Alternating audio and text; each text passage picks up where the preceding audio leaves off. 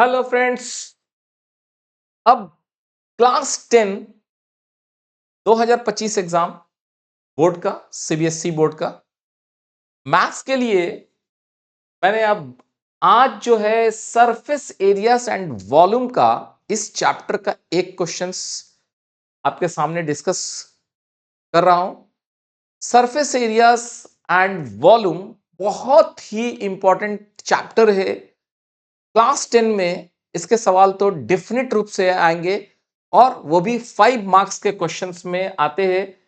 तो आप इस चैप्टर के लिए जो क्वेश्चंस एक सामने रखा हूं, जस्ट एक डिस्कशंस के लिए क्या करना चाहिए आपको? करना ये चाहिए आपको कि सरफेस एरियाज एंड वॉल्यूम के सारे क्वेश्चंस बनाने चाहिए, क्योंकि एक क्वेश्चन है जो आपके पास सिलेबस में क्या है, क्यूब है, क्यूबॉइड है, कोन है, सिलेंडर है, स्फीयर है, हेमिस्फीयर है। इतने के आपके सरफेस एरियाज एंड वॉल्यूम के सवाल आते हैं। मैं इस क्वेश्चंस को बनाने जाऊं उससे पहले मैं आपको यह बता देना चाहता हूं कि अगर आपके फंडामेंटल्स इस टॉपिक पे क्लियर नहीं है तो इसी क्वेश्चंस के बाद डिस्क्रिप्शंस में लिंक दिया हुआ है। वो लिंक है आपको सरफेस एरियाज एंड वॉल्यूम का।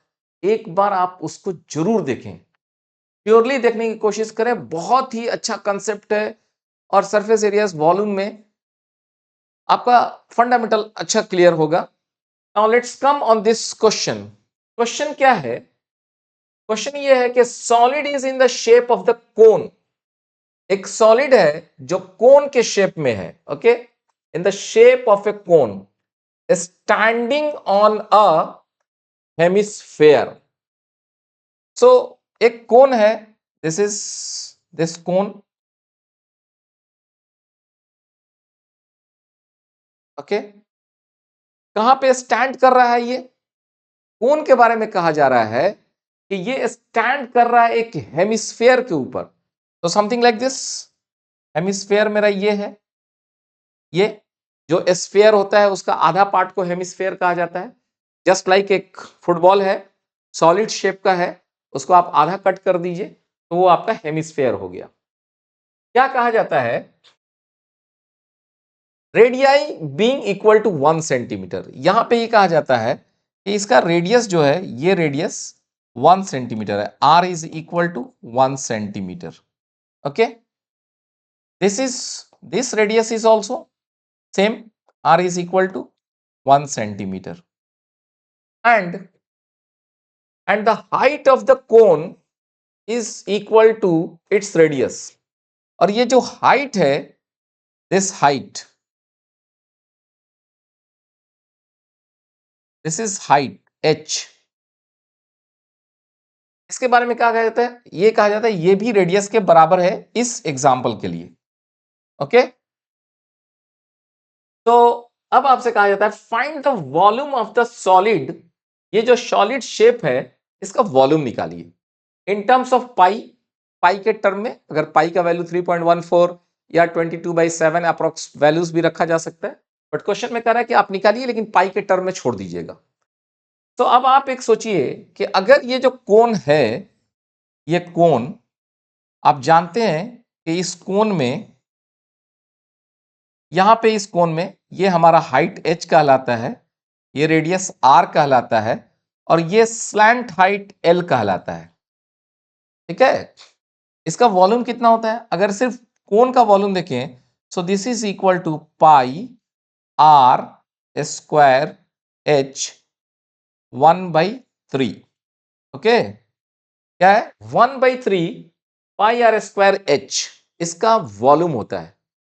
मैं इसको थोड़ा सा देखो, क्वेश्चन बनाना इज नॉट इंपॉर्टेंट। क्वेश्चन तो आपको विद इन मिनट, आधे मिनट में क्वेश्चन बना के हम लोग आपको बता देंगे, but let's understand some concept.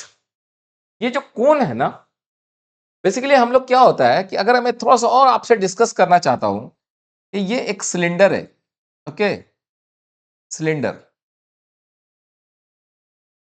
इसका रेडियस है r और हाइट है मेरा h, ओके। तो इसका बॉटम का एरिया कितना होगा? बॉटम का एरिया पाई r स्क्वायर इसमें इस हाइट से मल्टीप्लाई कर दो h से, तो इसका वॉल्यूम निकल जाएगा, volume of this cylinder. Cylinder का वॉल्यूम नीचे वाला बेस का एरिया और उसमें हाइट से मल्टीप्लाई कर दो, तो पाई आर स्क्वायर में h से मल्टीप्लाई कर दिया, तो ये मिल गया मुझे volume of the what cylinder. तो हम क्या कर रहे हैं, आपको समझाने की कोशिश कर रहा हूं कि अगर एक ऐसा आप कोन लेते जिसका भी रेडियस h होता और हाइट भी h होता इसकी जैसा, तो ऐसा अगर आप कोन लेंगे और उस कोन में just like I am saying कि कोन ये ले लीजिए आपने, इसका इसका हाइट h और रेडियस भी रेडियस r, ओके, इसकी जैसा। अब इसमें आप पानी भर लीजिए और इसको लाके इसमें पलट दीजिए। एक बार पानी भर के इसमें डालिए, पानी यहां तक आ जाएगा। दूसरी बार पानी भरिए, फिर इसमें डालिए, पानी यहां तक आ जाएगा। और तीसरी बार इसमें पानी डाल भर के फिर से इसमें पलट दीजिए, तो ये पूरा फुल हो जाएगा। ये एक प्रैक्टिकल एग्जांपल है, प्रैक्टिस करके देख सकते हो। एक ऐसा कोन लीजिए जिसका रेडियस r, हाइट h हो, और एक सिलेंडर जिसका रेडियस r और हाइट h है। इसमें पानी डाल डाल के 3 बार इसमें डालेंगे तो ये फुल हो जाएगा। इसका मतलब ये है कि इसके वॉल्यूम का ये 1/3 है। तो प्रैक्टिकल एग्जांपल से इसका volume 1/3 pi R square h निकल कर आया। ओके, तो ये जस्ट मैंने कोशिश की आपको समझाने के लिए कि इसका वॉल्यूम, इसके वॉल्यूम के साथ सिलेंडर के साथ क्या रिलेशन होता है। तो एक चीज आया, ये जो हेमिस्फेयर है, तो hemisphere is nothing but what, एक जो हमारा स्फेयर होता है, स्फेयर स्फेयर स्फेयर का रेडियस ये r है। इसका जो वॉल्यूम होता है, वॉल्यूम, ये 3 डायमेंशनल चीज को सोचने की कोशिश कीजिए, 3 डायमेंशनल। इसका जो वॉल्यूम होता है, इसका volume, the volume of the sphere is equal to pi are cube multiplied by 4/3। ये फॉर्मूला आपको याद रखना पड़ेगा, 4/3 पाई आर क्यू। ये स्फेयर का है तो इसका आधा कर देंगे, वो हेमिस्फेयर हो जाएगा। तो हेमिस्फेयर का वॉल्यूम कितना हो जाएगा, 2/3। हेमिस्फेयर का वॉल्यूम 2/3, मतलब अगर ये हेमिस्फेयर है, if this is the hemisphere with radius r, तो इसका कितना वॉल्यूम है, इसका volume is 2/3 pi R cube. Okay, तो ये कंसेप्ट है। इस कंसेप्ट की मदद से अगर आप इसका अब वॉल्यूम निकालने के लिए अगर आपको कहा जाता है तो आप क्या बोलेंगे, सर वेरी सिंपल, ये रहा हमारा कोन, उसके नीचे ये रहा मेरा hemisphere, this is the radius r, this radius is r, this height is h। सो आप वॉल्यूम क्या बोलेंगे, the volume of this solid figure, volume of this solid figure is equal to volume of cone plus volume of this hemisphere. So how much this is, volume of the cone 1/3 pi r square h plus volume of the hemisphere, that is 2/3 pi r q।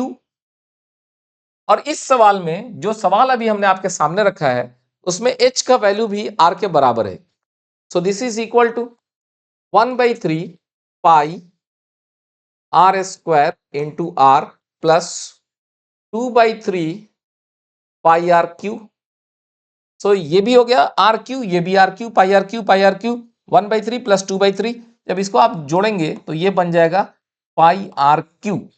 Okay, आप जोड़ के देख लीजिए, pi are cube, pi are cube, 1/3 plus 2/3 जोड़िएगा, जैसे 1/3 और plus 2/3 कितना होगा जी, यहाँ पे 3 हो गया, 1 प्लस 2 3/3 कैंसिल हो गया 1। तो this is pi are cube, and pi are cube का मतलब दिस इज पाई, आर की जगह पे 1 सेंटीमीटर दिया था 1 सेंटीमीटर का क्यूब, तो this is pi centimetre cube. So answer तो वेरी सिंपल है, आंसर निकालने में कोई दिक्कत नहीं है। Simply volume of the solid, इस फिगर को, कोन का एरिया, कोन का वॉल्यूम, इस कोन का वॉल्यूम और इस हेमिस्फेयर का वॉल्यूम, जस्ट हमको इसको जोड़ देना है। तो वेरी सिंपल क्वेश्चन है, बट मैं क्या कर रहा हूं, ऐसे क्वेश्चंस को बनाने के लिए आपको पूरे सॉलिड फिगर्स का एरियाज एंड वॉल्यूम, बहुत ही छोटा टॉपिक है, बहुत ही छोटा चैप्टर है, बट एक क्वेश्चन क्लास 10 के एग्जाम में श्योर रूप से आता है। हर साल 5 मार्क्स के क्वेश्चंस आते हैं और आपको कितना टाइम लगेगा, मुश्किल तमाम 1 घंटे, उससे ज्यादा नहीं। इसके साथ में डिस्क्रिप्शन में एक वीडियो का लिंक दिया हुआ है, वो इसी सॉलिड फिगर्स के बहुत डिफरेंट तरीके के, जितने तरह के कॉम्बिनेशंस हो सकते हैं, सारे कॉम्बिनेशंस को डिस्कस करते हुए हमने यूट्यूब पर ये वीडियो अपलोड किया है। इसके यूट्यूब वाले लिंक में इसको मैं ऐड कर देता हूं। बहुत ही कंसेप्चुअल वो वीडियो है, उसको देखिए। श्योर एंड श्योर 1 घंटे के अंदर में आपका इतना ज्ञान, इतना नॉलेज बढ़ जाएगा, इतना स्किल डेवलप हो जाएगा कि आप उस सवाल को बहुत ही आसानी से कर पाएंगे, जो आपके आने वाले एग्जाम में क्लास 10 में श्योर एंड शॉर्ट क्वेश्चन आने वाला है। तो इस पे बहुत ध्यान देकर और क्वेश्चन सॉल्व करने की जरूरत है। तो अगले वीडियोस में फिर मिलते हैं और क्वेश्चंस के साथ। और भी क्वेश्चंस है, जो अगला क्वेश्चंस मैंने आपके लिए रखा था, वो एक स्टैटिस्टिक्स का सवाल रखा है, जो अगले वीडियोस में हम लोग फिर से आपके सामने आएंगे। स्टैटिस्टिक्स के ये सवाल आपके सामने, जिसमें मीन मीडियन मोड को निकालने के लिए हम आपको बताएंगे।